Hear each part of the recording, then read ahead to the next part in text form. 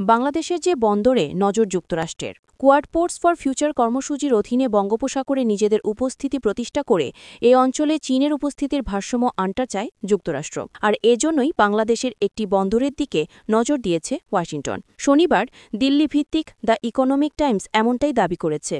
US eyes port in Bangladesh for Bay of Bengal presence শিরোনামে ওই প্রতিবেদনে বলা হয়েছে, বাংলাদেশে বন্দর খাতে পরিকল্পনার অংশ হিসেবে যুক্তরাষ্ট্র এই সপ্তাহে ঢাকায় সংশ্লিষ্ট অংশীদারদের সঙ্গে একটি প্রাথমিক বৈঠক করেছে। ইকোনমিক টাইমসের আগে জানিয়েছিল, মার্কিন সামরিক বাহিনী বাংলাদেশের কৌশলগত গুরুত্বপূর্ণ চট্টগ্রাম এলাকায় সক্রিয় রয়েছে।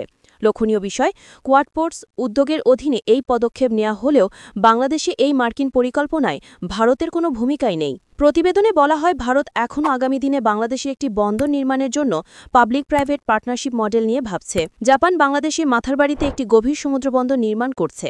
জাপানের এই অংশগ্রহণের লক্ষ্য হল একটি বড় আঞ্চলিক ট্রান্সশিপমেন্ট এবং শিল্পকেন্দ্র স্থাপন করা, যা বড় জাহাজগুলোকে সরাসরি ডক করার সুযোগ দেবে।